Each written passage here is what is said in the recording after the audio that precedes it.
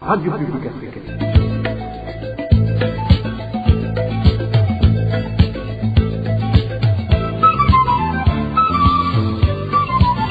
Radio Publique Africaine.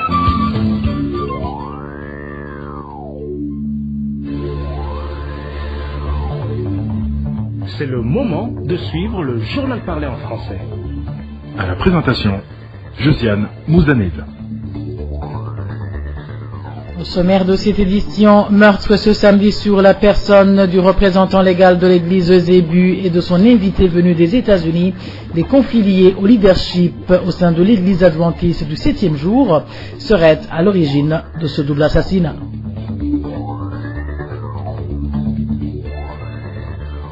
Les cultivateurs de la province Ngaro dénoncent le clientélisme observé dans la distribution de l'engrais chimique FOMI.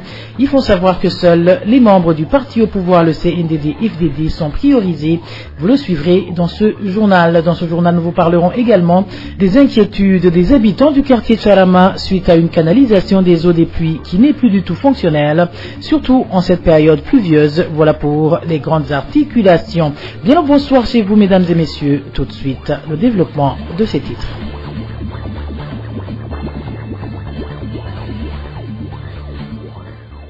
Rebonsoir. Assassinat dans la nuit de ce samedi du représentant légal de l'église Zébu au Burundi.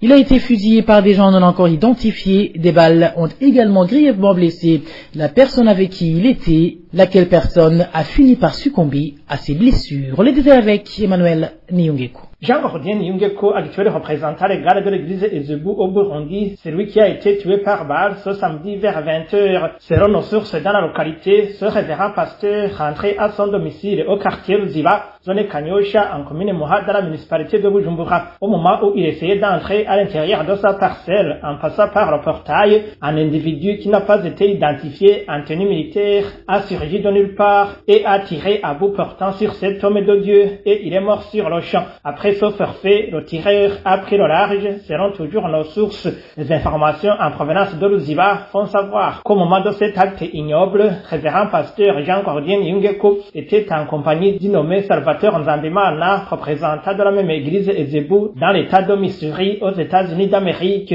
Blessé grièvement par balles qui l'ont touché au niveau du ventre, il a été vite évacué vers un des hôpitaux de la mairie de Bujumbura où il succombera à ses blessures ce dimanche, selon les informations en provenance des fidèles de l'église Zébu. Ce dernier indique que des mésententes observées au sein de cette église ces derniers jours seraient à l'origine de ces tueries. La police dit avoir déjà amorcé des enquêtes. Emmanuel Niyongeko, selon des informations en possession de la RPA, certains membres de l'église de Zébu en commune Nyanzalak ont par après été arrêtés ce matin par des policiers, notamment ceux qui avaient été relâchés ces derniers jours suite au conflit qui perdure au sein de l'église de Zébu Nyanzalak.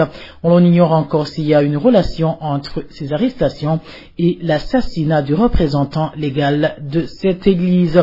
Et le parti Congrès national pour la liberté CNL en sigle s'inscrit en faux contre certaines mesures que ne cesse de prendre le gouvernement CNDD-FDD lors de la célébration du 3e anniversaire de l'agrément de ce parti par les membres des contrées de Limbo et de Mumigwa. Son président est revenu sur la décision prise contre les taxis vélos, motos et tuk-tuk. Et Agathon Rwassa de se demander si le gouvernement est conscient du nombre de familles qui ont été pénalisées par cette mesure. Suivez.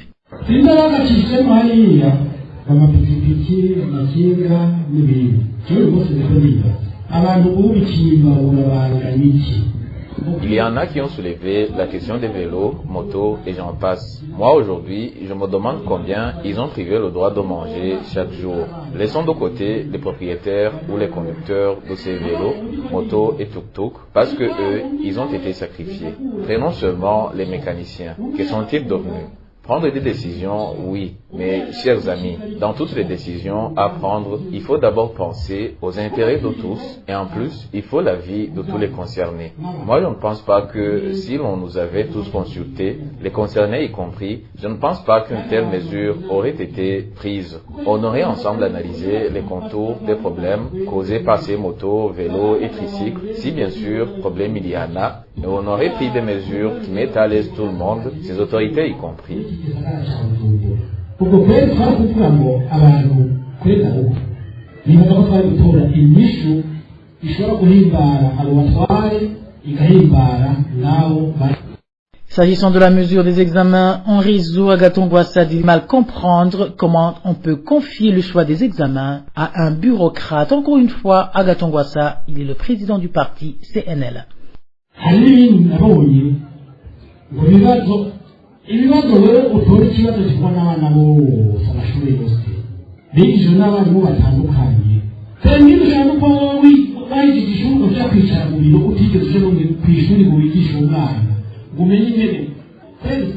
Il y a autre chose, les examens en réseau. Une poignée de personnes se donnent le droit de choisir les examens pour des enfants qui ont été enseignés par plusieurs enseignants. Peut-être toi, qui se charge de choisir ces examens, tu n'as jamais exercé le métier d'enseignant depuis que tu as terminé tes études. Quel avenir pour le Burundi? Quelle éducation sommes-nous en train de donner aux enfants? Si tu veux évaluer le niveau d'enseignement, il faut faire passer les tests. N'umunyeshure nande bahurira mu kabare n'icesi ngo wazimenye ngo nyongera kandi kamwe ivi tunakwenda wapi murababarira reka tugareke kuza gukuru karagaciye. Dans son discours, le président du parti CNL n'a pas manqué de revenir sur l'intolérance politique qui caractérise, selon lui, les membres du parti au pouvoir, le CNDD-FDD. Une courte pause et nous abordons la page société de ce journal. Les habitants de la commune de Lusaka en province de Mwaro dénoncent l'injustice et le favoritisme qui se manifeste dans la distribution de l'engrais FOMI. Ces habitants précisent que seuls les membres du parti au pouvoir partagent entre eux le peu de sacs de ce fertilisant disponibles à la commune. Le point avec Marie-Ange Irakoze. Les agriculteurs en commune Lusaka de la province Mwaro indiquent qu'ils ne vont rien récolter cette année suite au manque d'engrais FOMI. Selon cette population, le peu d'engrais fourni dans cette commune est mal distribué. Elle précise que seuls les membres du parti au pouvoir sont favorisés. Seuls les militants du parti CNDD-FDD sont servis. Juste à l'arrivée du camion transportant ces fertilisants, l'agronome communal se présente pour donner des directives. Il ordonne que seuls les membres des coopératives Sangwe soient servis en premier lieu. Ces derniers sont tous membres du parti CNDD-FDD. Ils partagent entre 30 à 45 sacs d'engrais FOMI, mais les autres rentrent bredouilles. Après avoir servi les membres des coopératives Sangwe, les chefs collinaires procèdent à la distribution de peu de sacs qui restent aux seuls militants du CNDD-FDD en faveur des autres citoyens, regrette cet habitant de la commune Lusaka. Auparavant, on faisait des files d'attente, mais aujourd'hui, les chefs collinaires ne respectent pas l'ordre d'arrivée. Ils se présentent avec des listes de personnes qui doivent être servies. Les autres rentrent main vide, alors qu'ils avaient déjà payé eux aussi de l'argent. À ce propos, la rédaction de la RPA a essayé de joindre encore une fois Karine Kaneza, administrateur de la commune Lusaka, mais sans y parvenir. Marie-Ange Irakoze, Domnaru Randonou à Gitega pour parler de la montée des coûts des matériaux de construction. Dans cette capitale politique, les commerçants de ces matériaux avancent la hausse du prix du carburant, surtout celui de type gazoil. C'est un reportage signé Eric Nyonzima. Comme l'affirment les chauffeurs des camions bennes, les véhicules de transport des matériaux de construction, tels que le moellon, les briques, les sables, les prix de ces matériaux ont augmenté depuis un peu plus d'un mois. Une benne de moellon qui coûtait 80 000 francs coûte 100 000 francs. Le prix d'un camion benne de sable coûte entre 80 et 90 000 francs contre 70 000 d'autant. Le prix d'une brique cuite a aussi augmenté de 5 francs la pièce, c'est-à-dire qu'il est passé de 40 francs à 45 francs la pièce ou encore de 45 à 50, du moins selon le lieu. Les chauffeurs des camions bennes disent que c'est suite à la persistance de la pénurie du carburant, surtout de type mazout, généralement consommé par ces engins. Ainsi, ils expliquent que pour avoir du mazout, les pompistes ou les propriétaires des stations-service leur exigent un pourboire variant entre 300 et 500 par litre. Et donc, pour ne pas travailler à perte, ils doivent eux aussi majorer les prix, une situation qui met en inconfort les constructeurs. Eric Niyonzima. À Bujumbura, l'on s'inquiète plutôt du grand caniveau séparant les quartiers Charama et Gahahe de la zone Kinama qui ne joue presque plus son rôle pour le moment. Alors qu'au départ, ce caniveau avait été construit pour résoudre le problème d'inondation, aujourd'hui, c'est comme si rien n'a changé selon les habitants de Charama. Les détails avec Emile Nivasumba. Le soulagement auquel s'attendaient les habitants du quartier Charama à mairie de Bujumbura après la construction d'un caniveau dans ce quartier depuis 2018 n'a duré que le temps de la rosée, alors que le gouvernement et l'agence burundaise pour la réalisation des travaux d'intérêt public, ABUTIP, avaient construit ce caniveau dans le but d'arrêter les inondations. Cet objectif n'a pas été atteint. Cet habitant de Charama indique que même aujourd'hui, les inondations s'y observent.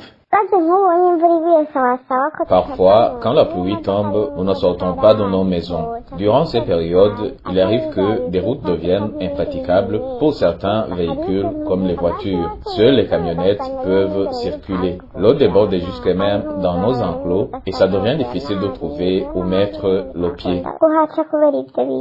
Avant la construction du caniveau en question, la situation était presque pareille. Nos sources dans le quartier Charama révèlent que certains habitants faisaient demi-tour alors qu'ils rentraient chez eux à cause de ces inondations. Rappelons que lors de la construction de ce caniveau en août 2018, la directrice d'ABUTIP, Catherine Wuchumi, a fait savoir que ce projet a coûté $8,000 américains, comme l'indique un article du journal Iwachu. Actuellement, les habitants de Charama demandent que ce caniveau soit réhabilité. Emile Nivasumba, les tenanciers de bistrot de la mairie de Bujumbura disent enregistrer des pertes depuis la mesure délimitant les zones désormais accessibles aux vélos, motos et tuk-tuk.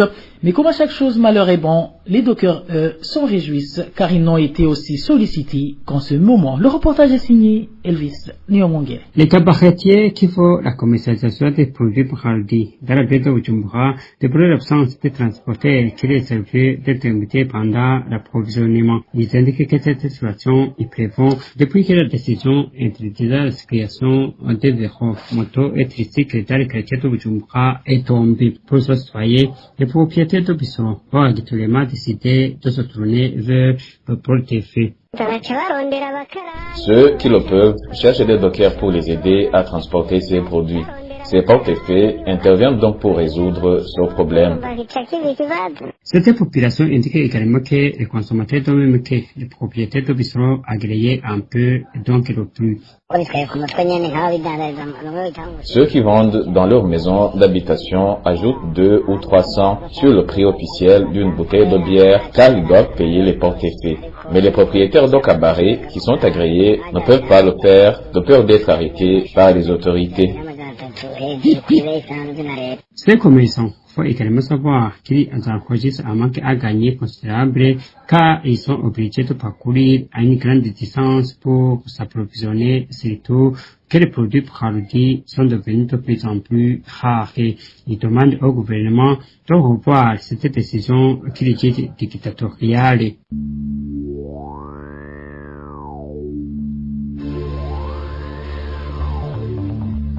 Et voilà, c'est sur ce reportage de mon confrère Elvis Nyomongere que prend fin le journal en français de ce dimanche 3 avril 2022. Merci de nous avoir prêté une oreille attentive. Merci particulièrement aux équipes rédactionnelles et techniques pour le travail abattu. À la présentation de ce journal, vous étiez avec José Mozaneza. Excellente soirée à toutes et à tous et un très bon début de semaine.